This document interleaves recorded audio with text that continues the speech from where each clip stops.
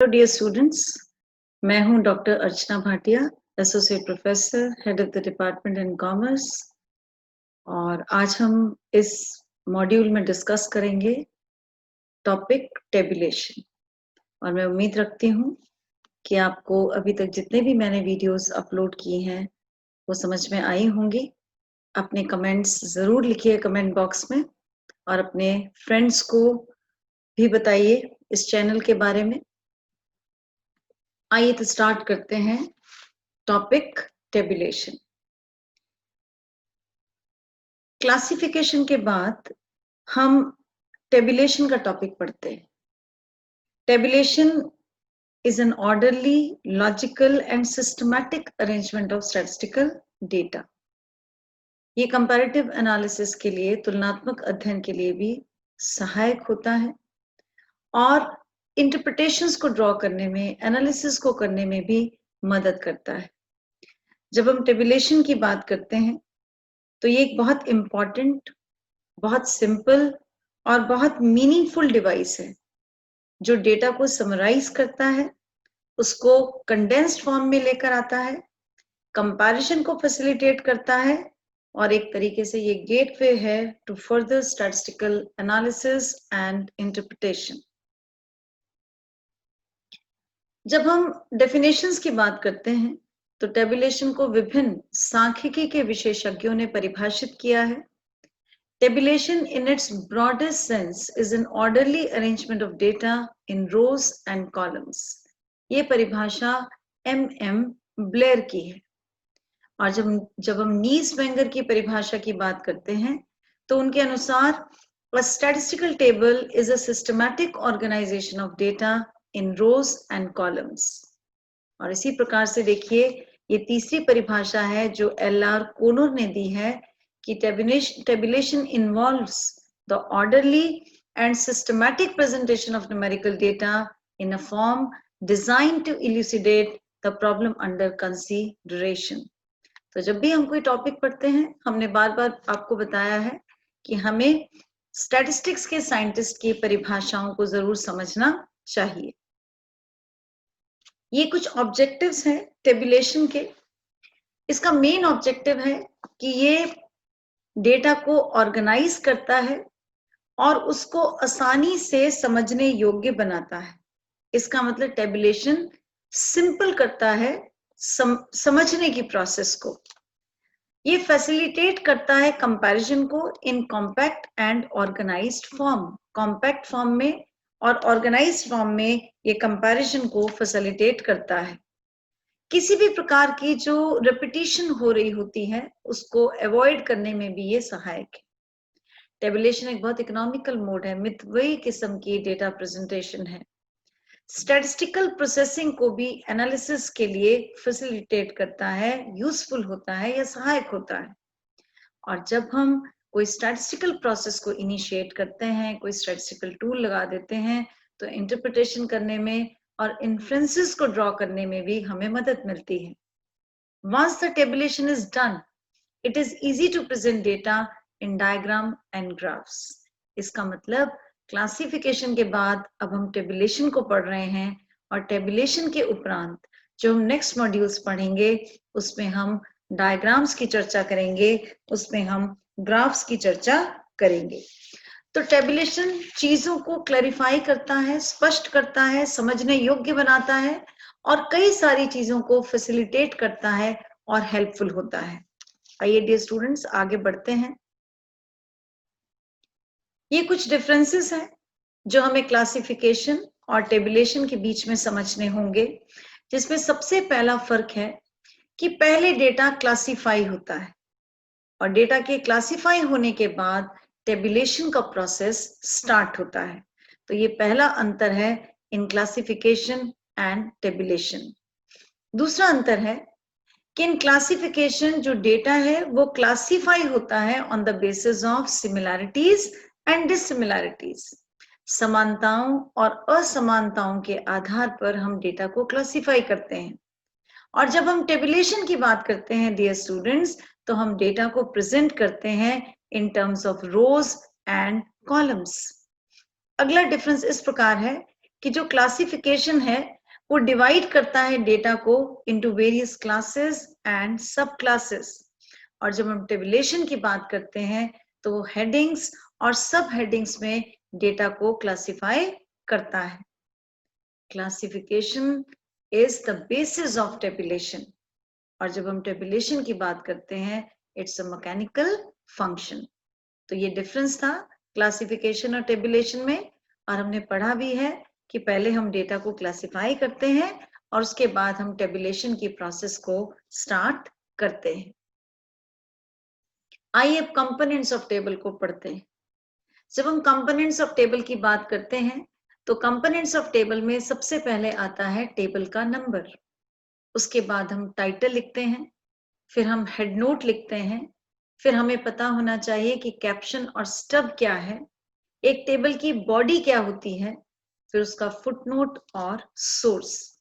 अब मैं इसके स्पेसिमेन के साथ इसके एक एक पॉइंट को आपको क्लियर करूंगी। ये देखिए, ये मैंने आपके लिए एक स्पेसिमेन बनाया है जो टेबल का है। स्पेसिमेन ऑफ टेबल में सबसे पहले हम बात करेंगे टेबल नंबर की। सबसे पहले जब भी हम टेबल बनाते हैं तो हम टेबल में सबसे पहले उसको नंबर देते हैं। तो टेबल नंबर ऑब्वियसली लॉजिकल होना चाहिए, सीक्वेंस में होना चाहिए, और टेबल का नंबर एक तरीके से एक आइडेंटिफिकेशन मार्क है। जो टेबल का नंबर है वो एक तरीके से क्या है, आइडेंटिफिकेशन मार्क है। और ये फ्यूचर रेफरेंस के लिए भी आप इसको कंसल्ट कर सकते हैं। तो ये हो गया आपका टेबल नंबर। तो ये इंपॉर्टेंट है। जैसे जब हम कोई बहुत रिपोर्ट लिखते हैं जिसमें मान लीजिए हमारे पास 8 चैप्टर्स डिवाइडेड हैं, तो जो पहला चैप्टर है उसमें मान लीजिए 10 टेबल्स हैं, तो हम सुविधा पूर्वक नंबर दे सकते हैं टेबल को 1.1, 1.2, 1.3, ऐसे लास्ट में आ जाएगा 1.10, जिसमें 1 का क्या मतलब होगा, चैप्टर 1 से रिलेटेड है, और लास्ट में 1 और 10 लिखा हुआ है तो इसका मतलब चैप्टर 1 में हमारे पास 10 टेबल हैं। तो ये सीक्वेंस लॉजिकल है, फ्यूचर रेफरेंस के लिए भी हम इसको इस्तेमाल कर सकते हैं। अब है टेबल का टाइटल। जो टेबल का टाइटल है वो सूटेबल होना चाहिए। लेकिन जब आप किसी भी टेबल का जब आप टाइटल लिखते हैं तो सूटेबिलिटी के साथ साथ टाइटल को बोल्ड में लिखना चाहिए। टाइटल सिंपल होना चाहिए, उस टेबल को कन्वे करना चाहिए उसे। और टाइटल बनाते समय हम ठीक है टाइटल को शॉर्ट रखें, बोल्ड करें, सिंपल करें, लेकिन फिर भी टाइटल अपने आप में कंप्लीट होना चाहिए कि टाइटल पढ़ने के साथ साथ रीडर को पता चल जाए कि वो कौन से टेबल को पढ़ने जा रहा है। तो टाइटल का ये इंपॉर्टेंस है कि simplicity, clarity, short, but it should be complete as per all the aspects. अब आते हैं हम इसकी तीसरी चीज पे, हेड नोट। हेड नोट का मतलब होता है, ये जनरली टाइटल के नीचे लिखा जाता है, और हेड नोट का मतलब होता है कि हम जनरली इसमें यूनिट्स ऑफ डेटा बताते हैं। मान लीजिए मैं वीट प्रोडक्शन इन इंडिया की बात कर रही हूँ ड्यूरिंग द लास्ट डेकेड, तो मैं यहाँ पे हेड नोट में लिख सकती हूँ कि मैं यहाँ पे वीट की प्रोडक्शन क्विंटल्स में डिस्कस कर रही हूँ, तो मैं इसमें हेड नोट बता सकती हूँ।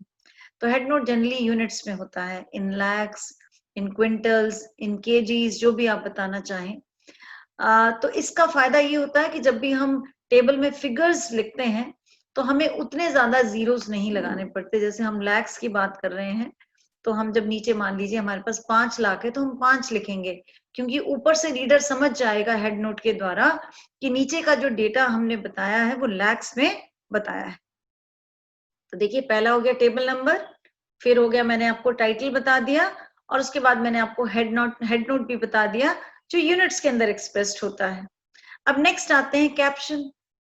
कैप्शन का मतलब होता है कॉलम वाइज हेडिंग्स एंड सब हेडिंग्स। या हम इसको कैप्शन को वर्टिकल जो है वो भी बोलते हैं कि कैप्शन का मतलब होता है वर्टिकल कॉलम्स, इसकी हेडिंग्स और इसकी सब हेडिंग्स। और जब हम स्टब की बात करते हैं तो हम स्टब को बोलते हैं रो वाइज, इसकी हेडिंग्स और सब हेडिंग्स। तो अर्थात स्टब्स रो वाइज होता है और कैप्शन कॉलम वाइज होता है। उसके बाद देखिए, इसके बाद जो नेक्स्ट चीज आती है वो आती है इसकी बॉडी। इसकी जो बॉडी है वो न्यूमेरिकल फिगर्स में होती है, बहुत इंपॉर्टेंट होती है, पूरे टेबल का इंपॉर्टेंट पार्ट है। इसको इस तरफ भी हम इसका टोटल करते हैं और इस तरफ भी हम इसका टोटल करते हैं, और दोनों तरफ टोटल बराबर आना चाहिए। तो इसकी जो बॉडी है ये देखिए, और ये जो कॉलम है टोटल का, ये इस तरफ का टोटल हो गया और ये इस तरफ का टोटल हो गया। ये दोनों तरफ टोटल n के बराबर होता है, जो बराबर आना चाहिए। उसके बाद आपका आता है फुटनोट। फुटनोट का मतलब होता है कोई भी ऐसी इंफॉर्मेशन जो आपसे लिखने से रह गई हो, कोई भी ऐसी इंफॉर्मेशन जो आपके लिखने से रह गई हो और आप टेबल को क्लैरिफाई करने के लिए उस बात को लिखना चाह रहे हो, तो उसको फुटनोट बोलते हैं, आप डाल सकते हैं। और last but not the least, but it is very important, that is source. Source का मतलब होता है कि हमने टेबल कहाँ से उठाया है। इसमें हम पब्लिशर का नाम लिख सकते हैं, हम ईयर ऑफ पब्लिकेशन लिख सकते हैं, हम इसमें उस एजेंसी का नाम भी लिख सकते हैं, अगर हमने डेटा किसी एजेंसी से उठाया है, किसी गवर्नमेंट साइट से उठाया है, और हम इसके अंदर ईयर भी मेंशन कर सकते हैं, और रादर हम पेज नंबर भी लिख सकते हैं कि ये जो हमने टेबल बनाया है इसका सोर्स इस पब्लिशर के यहाँ से इस बुक में इस पेज से इस पेज नंबर तक है। सोर्स लिखने का क्या फायदा होता है? जब भी आप कोई डेटा सेकेंडरी पर्पसेस से यूज कर रहे हैं, आपने सेकेंडरी डेटा का इस्तेमाल किया है, तो आपको उसके सोर्स के जो भी उसके सोर्स के करता है, जो उसको कंपाइल किए हुए हैं, उनको आप एक तरीके से रिकॉग्निशन दे रहे हैं, उनको आप एक तरीके से उनकी साइटेशन कर रहे हैं कि मैंने ये चीज यहाँ से उठाई है। इससे ऑथेंटिसिटी भी बढ़ती है और आप कॉपीराइट जैसे विषय सर्कल से भी बाहर निकलते हैं। तो ये हो गया हमारे पास टेबल का स्पेसिमन, जिसके अंदर दोबारा आप नोट कर सकते हैं। इसके अंदर जो मैंने आपको स्पेसिमन बताया है उसमें सबसे पहले देखिए टेबल नंबर था, उसके बाद टाइटल जनरली मिडिल में होना चाहिए और बोल्ड होना चाहिए। हेड नोट का मतलब है जनरली हम इसके अंदर पेस्ट करते हैं कोई भी यूनिट ऑफ द डेटा। उसके बाद देखिए ये कैप्शन है, उसके बाद ये आपका स्टब है, उसके बाद ये आपकी बॉडी है, ये जो BOD लिखा हुआ यहाँ तक है भाई, यहाँ पे आ गया, ये टोटल में आएगा। ये आपकी बॉडी है जो यहाँ तक खत्म हो रही है, जिसमें आपने सारी चीजें न्यूमेरिकली पेस्ट की हैं। उसके बाद आपने ऐसे टोटल किया, this plus this plus this, इसका टोटल आपने यहाँ लिखा। सिमिलरली आपने रो वाइज टोटल लिखा, यहाँ लिखा, ये दोनों तरफ टोटल बराबर आना चाहिए। फिर आप इसका फुटनोट देंगे और फुटनोट के बाद आप सोर्स जरूर बताएंगे कि आपने ये टेबल कहाँ से उठाया है। और जब भी आप किसी भी टेबल को बनाते हैं तो कुछ चीजें आपको ध्यान रखनी चाहिए कि टेबल सिंपल होना चाहिए, अट्रैक्टिव होना चाहिए, और टेबल के अंदर आपको कोशिश करनी चाहिए कि किसी भी प्रकार की आप एब्रीविएशन को अवॉइड करें, और क्लैरिटी होनी चाहिए। यूनिट आप सही तरीके से बताइए।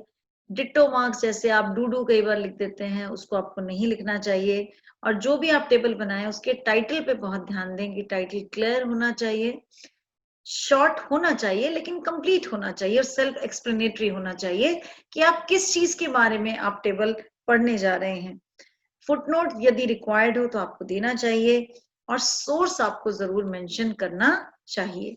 तो ये टेबल के बारे में मैंने आपको बताया। पहले मैंने आपको टेबुलेशन बताया, फिर मैंने आपको क्लासिफिकेशन और टेबुलेशन का डिफरेंस बताया, और फिर मैंने आपको स्पेसिमेन ऑफ टेबल बताया। अब आइए टाइप्स ऑफ टेबल की बात करते हैं।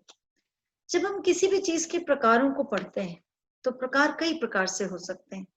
जैसे टाइप ऑफ टेबल हो सकता है जो ऑब्जेक्टिव के ऊपर आधारित हो। जब हम ऑब्जेक्टिव के ऊपर किसी भी टेबल को आधारित करते हैं तो वो जनरल पर्पस टेबल भी हो सकता है, वो स्पेसिफिक पर्पस टेबल भी हो सकता है।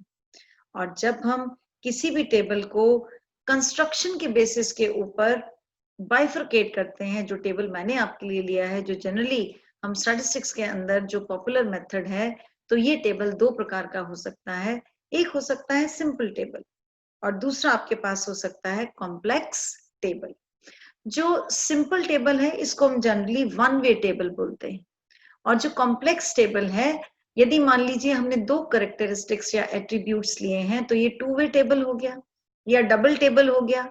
यदि हमने तीन कैरेक्टरिस्टिक ली हैं तो ये ट्रिपल हो गया, तीन चीजों को हमने लिया ट्रिपल हो गया, तीन से ज्यादा ली हैं तो मैनीफोल्ड हो गया। तो टेबल के टाइप्स को हम कई प्रकार से क्लासिफाई कर सकते हैं, ऑब्जेक्टिव के आधार पर क्लासिफाई कर सकते हैं, which is general versus specific. हम इसको नेचर ऑफ द डेटा के हिसाब से क्लासिफाई कर सकते हैं, जिसमें बाइफर्केशन होगी ओरिजिनल वर्सेस डिराइव्ड, और हम इसको कंस्ट्रक्शन के आधार पर भी बाइफर्केट कर सकते हैं, जिसमें पहला होगा सिंपल टेबल और दूसरा होगा कॉम्प्लेक्स टेबल। आइए एक एक एग्जाम्पल के द्वारा हम इसको और समझने का प्रयास करते हैं। ये सबसे पहले मैंने आपके लिए लिया है सिंपल टेबल। सिंपल टेबल को हम क्या बोलते हैं? सिंपल टेबल को हम बोलते हैं वन वे टेबल। सिंपल को क्या बोलते हैं?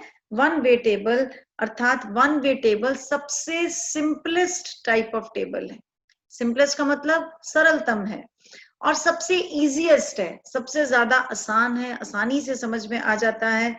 और इस प्रकार के सिंपल टेबल में या वन वे टेबल में ये केवल एक ही कैरेक्टरिस्टिक द्वारा बनाया जाता है, इसलिए हम इसको वन वे टेबल भी कहते हैं। अब देखिए इस एग्जाम्पल के अंदर number of employees in ICICI bank as per age group. अब हमने एज ग्रुप के आधार पर नंबर ऑफ एम्प्लॉइज लिए हैं, तो हमारी एक ही कैरेक्टरिस्टिक है, दैट इज एज। तो this is called one way table. आइए अब हम चलते हैं कॉम्प्लेक्स टेबल्स की तरफ। अब यहाँ पे हमने एज ग्रुप और सेक्स ये दो चीजें ली हैं। एक हमने लिया एज ग्रुप, एज ले ली हमने, बैंक का नाम वही है आईसीआईसीआई बैंक। ये मैंने आपको एग्जांपल्स केवल समझाने के दृष्टिकोण से रखे हैं ताकि आपको आसानी से टेबल्स की टाइप समझ में आ सके, क्योंकि जब भी आप स्टैटिस्टिक्स में थ्योरी का अटेम्प्ट करते हैं तो आपको कहीं ना कहीं उसको स्पेसिमेन के द्वारा, एग्जाम्पल के द्वारा समझाना चाहिए। अब यहाँ पे मैंने लिया है कि number of employees in ICICI bank. यहाँ पे देखिए मैंने दो कैरेक्टरिस्टिक ली है, पहली ली है एज ग्रुप और दूसरी मैंने ली है यहाँ पे सेक्स। तो ये ऐसा टेबल है जो क्लासिफाई करता है सारी चीजों को टेबुलर फॉर्म में on the basis of two characteristic. तो इसको हम क्या बोलेंगे? टू वे टेबल, या हम इसको बोलेंगे डबल टेबल है, यानी इसके अंदर हमने दो चीजें ले रखी हैं। तो इसको हम टू वे टेबल बोलेंगे क्योंकि दो कैरेक्टरिस्टिक हैं, पहली एज ग्रुप है और दूसरी उस एज ग्रुप में सेक्स है, gender which is male and female. ये देखिए यहाँ पे अब मैंने एज ग्रुप भी लिया है। देखिए एज है 30 साल से नीचे, 30 से 40, 40 से 50 और 50 से 60। ये देखिए एज मैंने ले रखी है। उसके बाद ये पहला हो गया एज ग्रुप। दूसरा क्या है? सेक्स। सेक्स में मैंने क्या लिया? Male female. और मैंने यहाँ पे एक तीसरी चीज और ले ली विच इज कॉल्ड डेजिग्नेशन। तो इस टाइप की कैरेक्टरिस्टिक जिसमें मैंने तीन बातों की बात की है, तीन गुणों को लिया है, तीन विशेषताओं को लिया है साइमल्टेनियसली, इसका मतलब इसको मैं बोलूंगी थ्री वे टेबल या इसको बोलूंगी triple table. Three way table या ट्रिपल टेबल क्योंकि ये पर्टिकुलर जो मैंने बनाया है टेबल, ये तीन विशेषताओं को लेकर बनाया है, जिसमें एज ग्रुप है, सेक्स है और डेजिग्नेशन है। और डेजिग्नेशन में देखिए मैंने ऑफिसर, असिस्टेंट और क्लर्क्स ये तीन कैटेगरीज बनाई। आइए अब देखते हैं मैनीफोल्ड टेबल। जो मैनीफोल्ड टेबल होता है उसमें तीन से ज्यादा कैरेक्टरिस्टिक्स होती हैं। अब यहाँ पे देखिए मैंने सबसे पहले लिया है एज है, ये एज गिवन है देखिए। उसके बाद मैंने लिया सेक्स, देखिए मेल फीमेल।